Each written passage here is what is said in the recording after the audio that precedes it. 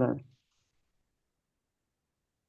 ওকে, আমরা যে কোনো জায়গায় যদি আমরা লেবেলিং করতে চাই, মানে যে কোনো একটা এক্সিস্টিং, মানে আমরা ধরে নিলাম যে এই পর্যন্ত করব, সেখানে যদি আমরা লেবেলিং করতে চাই তাহলে আমাদের হচ্ছে সেখানে হচ্ছে এই যে আমরা লেবেল মেশিনটা বসাইতে হবে।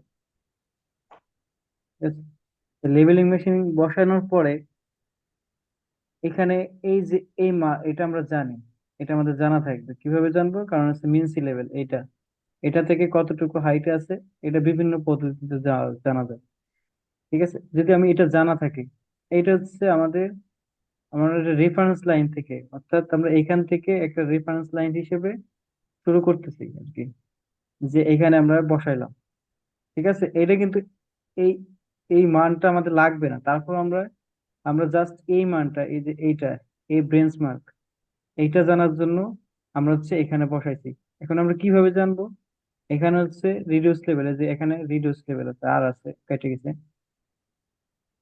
ঠিক আছে, যে রিডিউস লেভেল হচ্ছে 14 মিটার, এটা আমাদের জানা, এখান থেকে এইটুকু হাইট।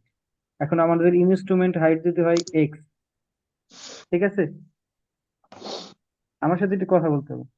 ইনস্ট্রুমেন্ট হুম হাইট হুম। যদি হয় এক্স, ঠিক আছে, তাহলে আমরা এখান থেকে টোটাল হাইট কতটুকু পাবো? এখান থেকে এই ইনস্ট্রুমেন্ট এখান থেকে, এক্স প্লাস আর এল। হ্যাঁ, এক্স প্লাস আর এল। তারপরে যদি আমি এখান থেকে এই যে এখানে আরেকটা তোমার স্টাফ নেই, স্টাফ বসাই দিই, ঠিক আছে, হ্যাঁ তাহলে এখান থেকে এই হ্যাঁ। ওয়াইটা পেয়ে যাবো।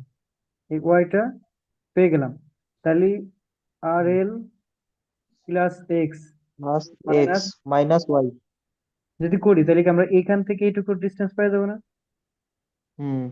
হুম, অর্থাৎ আমরা জাস্ট এইখানকার ব্রেঞ্চ মার্কটা, মানে অর্থাৎ এই যে এই আর এল এর মানটা বের করার জন্য জাস্ট আমরা ইনস্ট্রুমেন্টটা এখানে বসাইলাম, কারণ হচ্ছে এই মানটা পাওয়ার জন্য। কিন্তু আমাদের এই রিডিং গুলো আমাদের শুধু এই মানটা পাওয়ার জন্য লাগবে। এখন যদি আসি, তো এটা ওয়ান নেট হলে অনেক ভালো হয়, এই পাশে লেখা যায়, কিন্তু এটা তো লেখা যায় না। দেখ, আমি যদি ইনস্ট্রুমেন্টটা এখন এখানে বসাই, ঠিক আছে, এখন এখানে বসাইলাম না, ইনস্ট্রুমেন্টটা এখানে বসাইলাম না, মনে করো আমি এখানে বসাইলাম, ঠিক আছে, এখানে বসালাম, এটা বাদ দাও। এটাও আমি বলতেছি এটা কিভাবে করা যায়, চিন্তা করা যায়। এখানে যদি বসাই, তাহলে স্টাফ যে এখানে ধরা ছিল আগে থেকেই, এই ওয়াই এর মান ছিল মনে করো, যে মানটা ছিল, এখন কি সেই মানটা থাকবে? এখন যদি না, আমি ব্যাক চেঞ্জ সাইড, হয়ে গেছে। চেঞ্জ হয়ে গেছে। তাহলে এখন আমাদের এই যে যে রিডিংটা পাবো এটাকে বলা হয় ব্যাক রিডিং। ঠিক আছে, হচ্ছে আমরা ইনস্ট্রুমেন্টটা এখানে ছিল, এখান থেকে ট্রান্সফার করে এনে এখানে রাখলাম। রাশেদ, সরি, রাকিব, হ্যাঁ হ্যাঁ, রেকর্ড করো।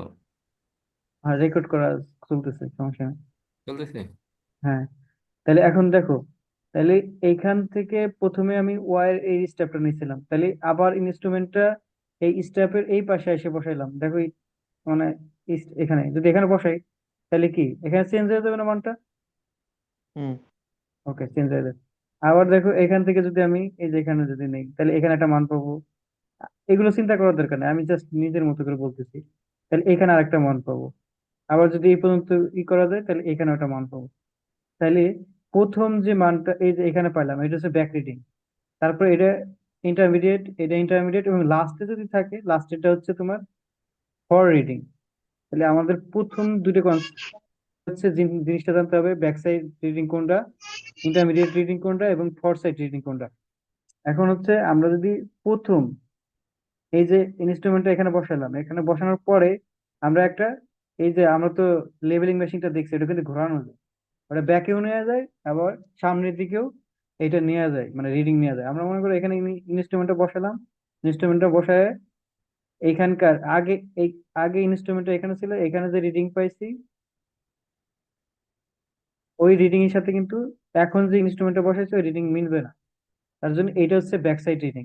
আগে এই ইনস্ট্রুমেন্টের জন্য এটাই মানটা ছিল ফর রিডিং, বাট এখন তো মান চেঞ্জ হয়ে গেছে, ইনস্ট্রুমেন্ট এখানে বসাইছে, তাহলে এটা ব্যাক রিডিং হয়ে গেছে। বাকিগুলো সামনের গুলো হচ্ছে যদি একটা থাকে তাহলে ফর রিডিং, কিন্তু বেশি থাকলে, মনে করো লাস্ট এটা ফর রিডিং, বাকি মাঝখানে যতগুলো থাকবে সেগুলো হচ্ছে ইন্টারমিডিয়েট রিডিং। এতটুকু বোঝা গেছে? হ্যাঁ, ক্লিয়ার। ওকে, তাহলে আমি যদি বলি, ওকে, আমি যদি মনে করো এখন তো এটা এটা কি, এই ইনস্ট্রুমেন্ট থেকে এটা কি ফর রিডিং, তাই না? For reading. বাট হ্যাঁ, আমি যদি ইনস্ট্রুমেন্টটা এখানে বসাই তাইলে এইটা এইটা কি রিডিং এখন এটার জন্য, এই যে এই পাশ থেকে ইনস্ট্রুমেন্টটা এখানে বসাইছি, তাহলে এই স্টাফের যে রিডিং এখন পাবো বর্তমানে, ও তো এখানে ধরেই আছে, কিন্তু ইনস্ট্রুমেন্টটা আমি তাই এর পাশে নিয়ে আইছি। এখন যদি আমি এটা ব্যাকে হুম, ঘুরাই এই রিডিংটা নেই, তাহলে এখন এই টার্নিং পয়েন্ট অর্থাৎ এই ইনস্ট্রুমেন্টের জন্য এই রিডিংটা কি হবে এখন? Back rating. ব্যাক রিডিং হবে। রিডিং। ইয়েস। তাহলে সামনের গুলো হবে সবগুলো, যদি এটা নেই পর্যন্ত নেই, তাহলে এইটা কি ইন্টারমিডিয়েট, এটা ইন্টারমিডিয়েট, এটা হচ্ছে ফর রিডিং, তাই না? For reading. রেটিং। ঠিক এইভাবেই এই ম্যাথটা কমপ্লিট করা হয়েছে। এখানে আর একটা কনসেপ্ট আছে, সেটা হচ্ছে তোমার, সেটা জিনিসটা হচ্ছে এখানটা এটা সেটা ওইটা মুছে নাই।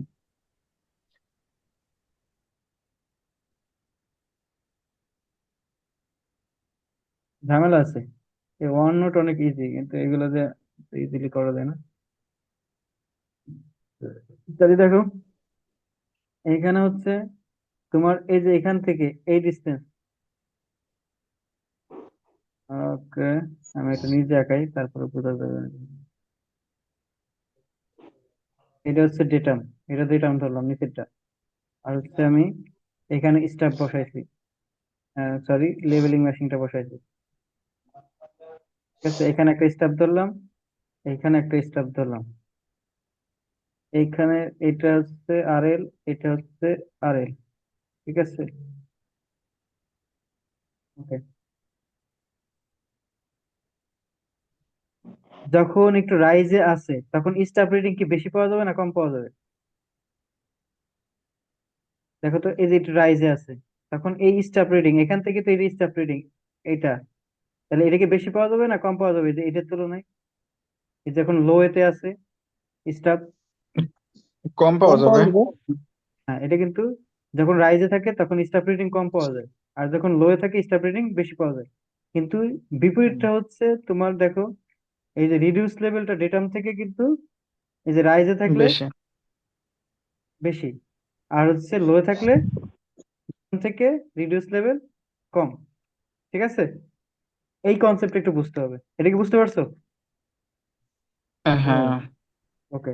এখন আসো, এখন মনে করো আমাদের, আমরা রিডিং নিচ্ছি, রিডিং গুলা হচ্ছে 1.03, এটা হচ্ছে ব্যাক রিডিং, এটা হচ্ছে 1.07, তারপর হচ্ছে মানে এগুলো ওয়ান ইন্টারমিডিয়েট, তারপর হ্যাঁ, ইন্টারমিডিয়েট। এইটা বুঝছে সমস্যা। ঠিক আছে, এই পর্যন্ত হচ্ছে একটা এখানে ইনস্ট্রুমেন্ট বসায়, একটা ইনস্ট্রুমেন্ট বসায় আমি এই এই মানগুলো পাইছি। ঠিক আছে, হুম। এখন যদি আমি চিন্তা করি, আমি কিছুক্ষণ আগে যে কথাটা বললাম ঠিক ওই কথাটা এখন আমি রিপিট করব। যেমন আমি স্টাফ রিডিং, এগুলো তো কি, এই যে যে মানগুলো লিখছি এগুলো তো স্টাফ রিডিং, তাই না? এগুলো কি স্টাফ রিডিং না? এই যে 1.0, হ্যাঁ। এগুলো হুম, হুম, হুম। এখন চিন্তা করো 1.03 পাইছি, 1.07 পাইছি, কোনটা বড়? এটা বড়। হুম। তাহলে হ্যাঁ, এখন যদি বড় পাই, তার মানে এখানে কি হয়েছে, স্টাফ রেটিং বড় পাওয়া মানে কি? এই যে ফল এখানে হয়েছে। ফল হয়েছে, তার মানে আমরা যদি মানে স্টাফ এখানে তাহলে কি হয়েছে, যদি আমি মাইনাস করব, মাইনাস করার পরে যেটা পাবো সেটা কি ফলে যাবে না? হুম। ফলে মানে চলে গেল। ওইটাতে মাইনাস করব, যদি মাইনাস ওই বিয়োগ করব, যদি মাইনাস ভ্যালু আসে তাহলে ফলে, প্লাস ফলে হইলে রাইসে। এটা এটা এটা এইরকম হচ্ছে না, এটা তো নর্মালি বুঝবে। এটা এটা হ্যাঁ, এটা এটা হচ্ছে তুমি ক্যালকুলেশন বুঝলা, কিন্তু আসলে আমি হচ্ছে তোমাকে আসলে প্র্যাকটিক্যাল কি বোঝাই সেটা আমি বোঝানোর চেষ্টা করছি। হ্যাঁ তোমার কথা ঠিক আছে, হ্যাঁ হ্যাঁ হ্যাঁ, জিনিসটা বুঝছি। ক্যালকুলেশন করে যদি মাইনাস আসে তাহলে হচ্ছে ফলে বসবে, আবার প্লাস আসলে রাইজে বসাই দেবো, এটা ঠিক আছে। আর আমি বলতে চাচ্ছি যে 1.03 মানে কি স্টাফ রেটিং কম, তার মানে হচ্ছে রাইজে আছে, হুম আর হুম স্টাফ রেটিং বেশি মানে ফলে আছে যেখান থেকে। তার মানে কি, আমি যদি এটা বিয়োগ করি, মানে আগে পিছে যাই বিয়োগ করি সেটা ফলেই যাইতে হবে। আমি যদি 1.07 থেকে 1.03 বাদ দিই, তখন তো আবার প্লাস আসবে, প্লাস হুম আসলেও হুম আমরা আবার আমাদের ফলেই বসাইতে হবে এটা। ঠিক আছে, আর আমরা যদি সিরিয়াল হুম অনুসারে করি তাহলে আর কোনো সমস্যা নেই। তাহলে হচ্ছে মাইনাস হুম আসলে ফলে, প্লাস আসলে রাইজে। এবার দেখো এখন স্টেবিলিটি 1.07 আর 1.04 এই দুটোর সাথে তুলনা করতেছি। এখন এর সাথে তুলনা করলে কি এটা স্টাফ রিডিং বেশি, আর এই যে স্টাফ রিডিং কম, তার মানে কি রাইজ হয়েছে। এটা যদি আমি বিয়োগ করি তার মানে হচ্ছে রাইজে বসাইতে হবে। এটা কি বুঝতে পারছো? হ্যাঁ। হ্যাঁ তারপরে কি, ক্লিয়ার। তারপরে হচ্ছে এখানে এই যে এটার সাথে এটা 1.10 1.20 এটার সাথে তুলনা করলে কি এখানে কি হয়েছে, স্টাফ রেটিং বেশি আর এখানে স্টাফ রেটিং কম, তার মানে কি ফল হয়েছে, যে ফলে গেছে। আবার এখন তো এরপরে রিডিংটা কোনটা আছে, এরপরে রিডিংটা নিচ্ছে 1.17, ঠিক আছে? তাহলে 1.7 থেকে যদি আমি 1.15, তার মানে কি কমছে, তার মানে কি রাইজ হয়েছে, যে রাইজে বসিয়ে দিলাম। তারপর হচ্ছে এটার সাথে এটা তুলনা করতে হবে, 1.15 থেকে 1.20 বাদ দিলে কি এখানে তোমার স্টাফ রেটিং বেশি এসেছে, তার মানে কি ফল। এভাবে করে তারপর এটার সাথে এটা, এটার সাথে এটা, এটা করলেই আমরা রাইজ এন্ড ফল পেয়ে যাবো। এখান থেকে যে ব্যাক রিডিং এবং ফর রিডিং যদি মাইনাস করি যা মান পাবো, রাইজ এন্ড ফল মাইনাস করলেও তাই পাবো। এবং আর হচ্ছে এই যে রিডিউস লেভেল এমিটারটা কোথায় পেলাম, আমরা প্রথমে এটা বের করে নিচ্ছি, এই যে আর L plus X minus Y. আর এল ছিল 14, এক্স এর মান ছিল হচ্ছে 1.2, আর আর হচ্ছে তোমার ওয়াই এর মান ছিল 1.65। এখান থেকে ব্রেঞ্চ মার্কটা পাইছি, এই যে ব্রেঞ্চ মার্ক যা পাবো যখন রাইজ হয়েছে, তার মানে কি ব্রেঞ্চ মার্কের সাথে ওই রাইজটা যোগ করে দিতে হবে, এই যে এটার সাথে এটা, এটার সাথে এটা যোগ করে দিতে হবে। আর যখন ফল হবে তখন হচ্ছে এটার সাথে এটা বিয়োগ করে দিতে হবে। জাস্ট এইভাবেই কন্টিনিউ করে এই পর্যন্ত আসছে, এবং লাস্টে এটা এবং এই প্রথমটা বিয়োগ করে 1.3 আসবে। এই ছিল ম্যাথ, এতটুকু বোঝা গেছে এটা? বুঝতে হ্যাঁ পারছি। বোঝা গেছে। এখন ব্যাপারটা হচ্ছে এই ডাটাগুলো কিভাবে দেওয়া থাকবে আমাদের হচ্ছে চিত্র আকারে।